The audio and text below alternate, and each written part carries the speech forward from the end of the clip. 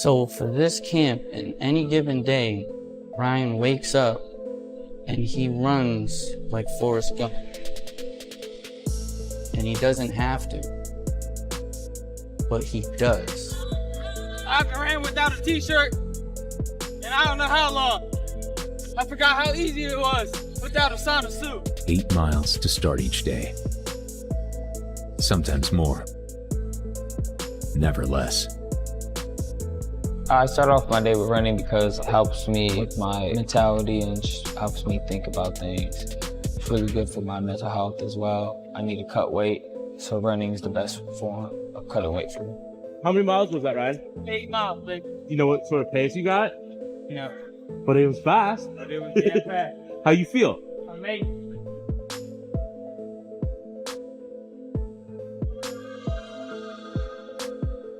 They say the potential for greatness lies within all of us. But only those who've achieved greatness can attest to the truth. That it is earned through discipline. Every day, no excuses. Some fighters train to improve. Ryan Garcia looks like he's training to reclaim his name. That's a different kind of urgency. After the Raleigh loss, the noise wasn't just outside anymore. It became personal.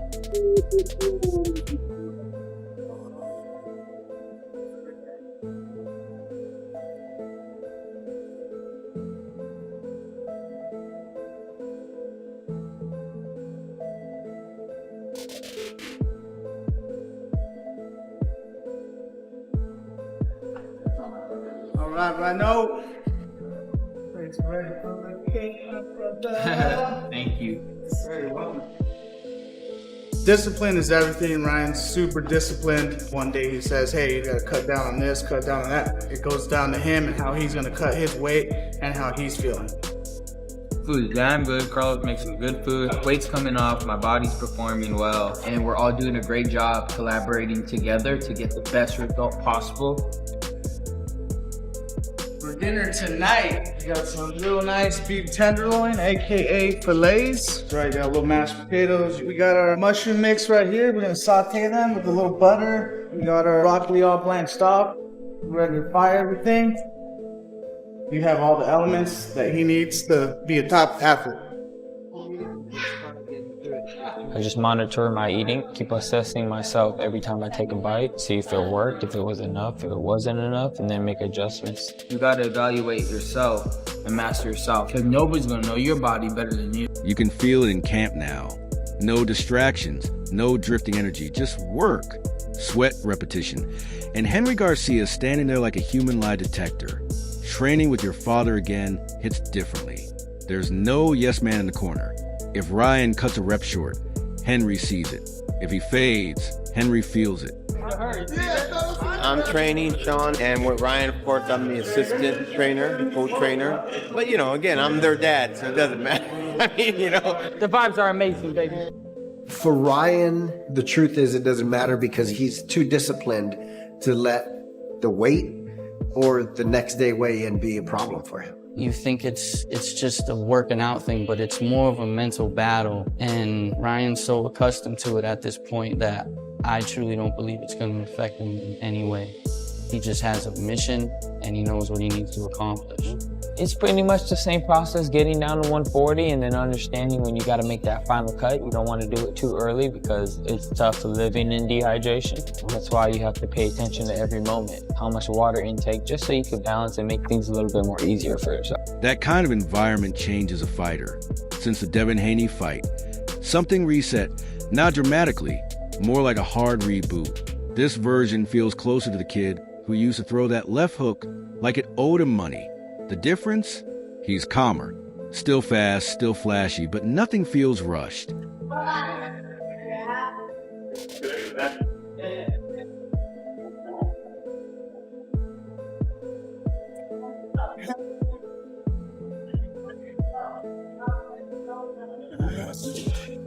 You've been with me too long. Too long, baby. Right now, we're about 3 weeks away, so we're getting ready to hit our peak phase, all the explosive work. We've been doing it 6 years now. So when he comes in, I see immediately where he's at, and that's how we break our workout out for that day. Pain is, you can't do anything about it. You just have to accept it. The best move you could do is to keep going. If you're gonna stop during the workout, don't work out. Just wait for tomorrow. If your body needs that much rest, then get your ass home and sleep.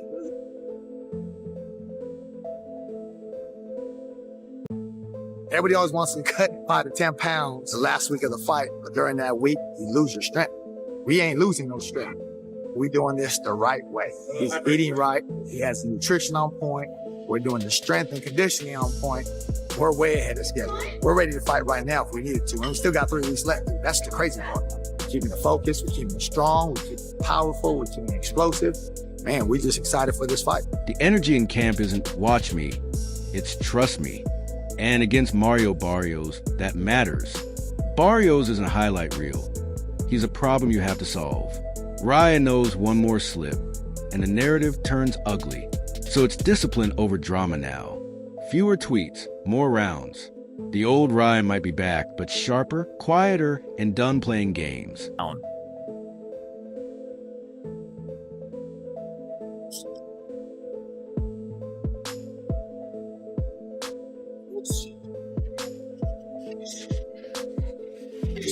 This is where the hard work is done, so I don't mind it. Man, I'm used to it. Yeah. You know, like Muhammad Ali said, you know, you hate training, but you suffer so you can live the rest of your life as a champ. So that's why I think every time when I'm tired or anything, I'm just like, let's suffer, come on. Oh, it's good pain. Makes you grow. But I don't really get tired though. And while Ryan's camp feels like redemption, across town it feels like strategy with a smirk.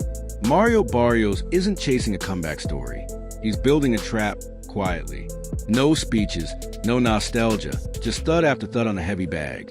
With Joe Goosen watched like a man who knows exactly where Ryan shines and exactly where he cracks. Back in Mario's world, the gym is quieter, but don't mistake that for pain-free. Today is Strength and Conditioning with Coach Tony Brady, whose 2 decades of experience add another layer of expertise to Team Barrios. This workout's gonna suck today.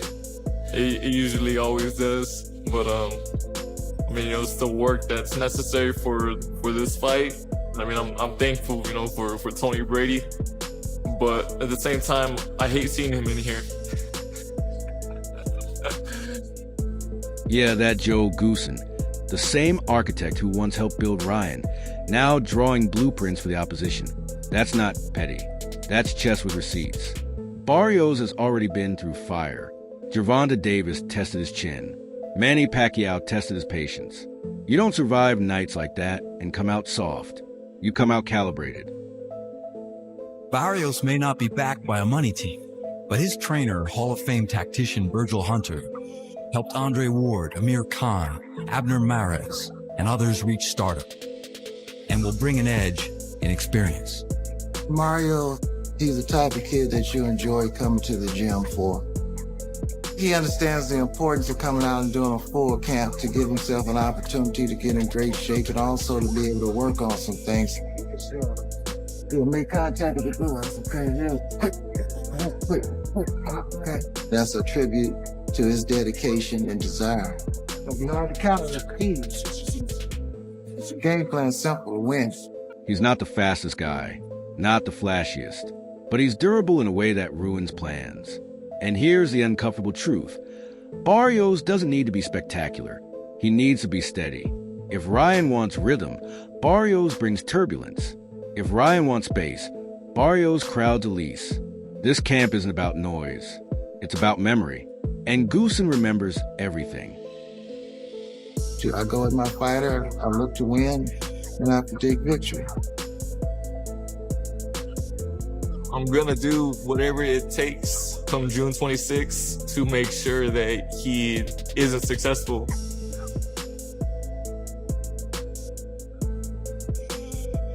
It doesn't matter who you are, you know, I'm not giving up this belt.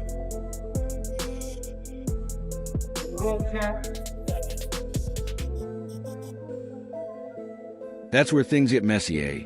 Because Tim Desert Storm, Bradley jumps and sounding like he's already pacing the ring at home saying, I sense a knockout. And I'm like, all right, Tim, say it with your chest. The moment he brings up Goosen, knowing Ryan's Achilles heel, that's real. That's inside baseball. Bradley basically says Goosen has the cheat codes, and he might not be wrong. Then he flips it and starts breaking Ryan down like a mechanic tired of pretending the engine isn't rattling. Calling Ryan average without speed in the left hook? Spicy, but not entirely empty. We've seen the upright stance, the high chin, the lazy jab on the return. Mario Barrios can fight a little bit, fight off the back foot a little bit. You know, he can do a little bit of everything. Counter punch, you know, slip counters, blocking shoots, catching shoots. Like he got a bag. He does. He's average in every single department. Got a really good jab, a hell of a right hand, man. That right hand is gonna be money for him in this fight. I would also say the left hook, to be honest with you.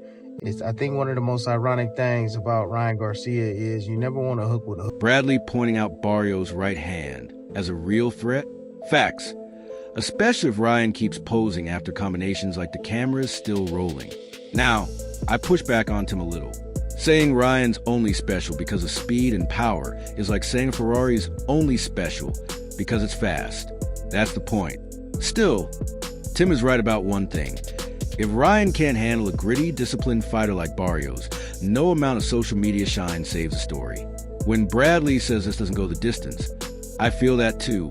Not because it has to be chaos, but because both guys have habits that get punished. Barrios swells. Ryan leaves doors open. That's combustion waiting on a spark. Barrios does have some pop on his shots, and he has some counter-punching ability where I think he can hurt Ryan Garcia. Do I see this fight going a distance? I don't think this fight's going to go to distance.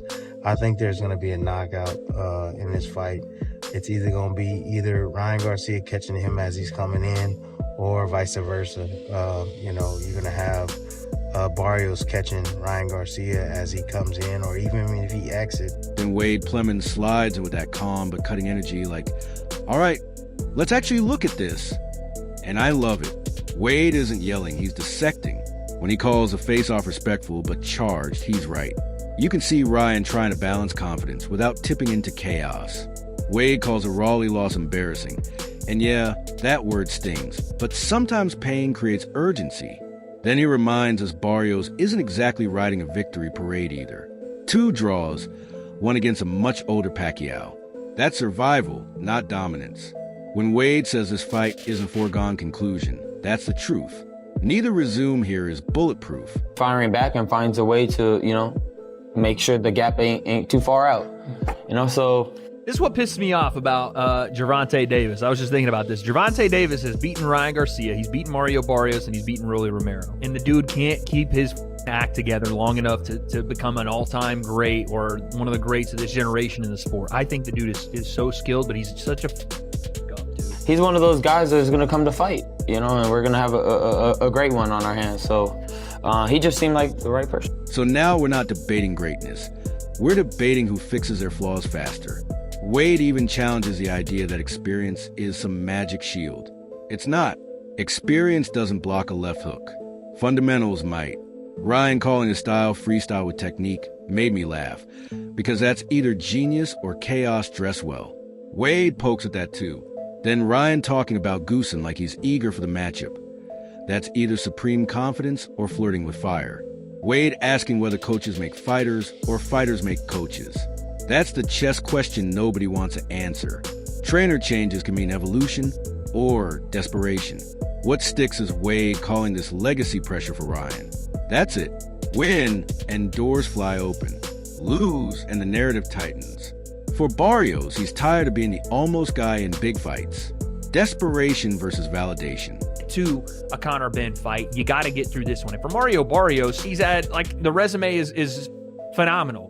Only problem is he doesn't win a lot of the biggest fights of his career, right? He loses to Gervonta, loses to Keith Thurman, draw with Abel Ramos, draw with Manny Pacquiao. Barrios needs that signature win in his career. He has the Ugas win. That's a big one. But Ryan Garcia would take him over the hump. And again, you could say that he and him being the champion, unifications are out there. Rolly Romero is there. Again, Devin Haney at 147. You have potentially a Conor Benn fight for the WBC belt. He can continue to put himself in position for massive. Then Greg Hackett shows up with zero patience and flips the table. When asked about Ryan versus Barrios, he cuts straight to it. Is Ryan even locked in? That's the uncomfortable layer. Greg says it's hard to take Ryan seriously right now because he's doing everything outside the gym except living in it. That's not hate, that's accountability. February 21st is close, and Greg's point is simple. Shouldn't you already be in tunnel vision fight mode? Boxing is a razor-thin line between superstar and forgotten. Lose the wrong way once, and the same crowd that crowned you starts asking questions. You're focusing on your craft, and that's what I was getting ready to say. This fight right here should be more focused and locked in, because if he wins world champion at 47, and he needs something like that. He never been world champion, right? No, he's never been world champion. So I don't know. I think he just hung up on the entertainment aspect of it. And, you know, he is where he is. Like, I don't know. I really don't understand it, but I guess he's reached that point where it's hard to tell him. It's hard to tell him because he made so much money and, you know, he is a superstar. You know what I mean? Then Greg goes nuclear, saying if he were Barrios' manager, he wouldn't even want to fight. Wild take, but the logic tracks. Beat a distracted Ryan, and people say it doesn't count. Lose to him, and now you're the storyline. High risk, weird reward. Still, Greg gives Barrios respect. After the Tank fight, no one expected him to rebuild like this. That matters. Now you got Ryan chasing redemption, Barrios chasing validation, and Greg questioning the focus. Sometimes the loudest criticism becomes fuel. If Ryan hears it the right way, that's dangerous. If he ignores it, that's dangerous too. Just not for Barrios. So all he gotta do is comb his hair to the side, clean his face up, and he look like an innocent kid again. You know what I'm saying? But I don't know. It's hard to take him serious. If I was Barrios, I wouldn't even fight. For real. If I was Barrios' manager, well, I wouldn't even have him fight that guy. Because you really, like, you beat him, but then it's like, all right, you beat Ryan Garcia, though. He's been beat before, and he's not taking the game serious. He beat you, you just a vet. Zoom out. And this fight stops being about punches and starts being about identity under pressure. Ryan Garcia trying to prove he's still the main character, not a headline that peaked early. Mario Barrios trying to turn solid champion into undeniable force. Bradley smells a knockout. Wade sees legacy stakes. Greg questions commitment. Different voices, same tension. This isn't just a title fight. It's a reputation audit. If Ryan wins, the redemption arc explodes. If Barrios wins, he finally escapes the almost guy label. The scary part? Both have just enough flaws to make this volatile. Not predictable. Not safe. Volatile. So I'll throw it to you. Does Ryan prove the discipline is real? Or does Barrios expose the gap between hype and hardened? Who blinks first when it gets tight? Drop your take in the comments. Like, share, and subscribe to US Box Pro. See you in the next one.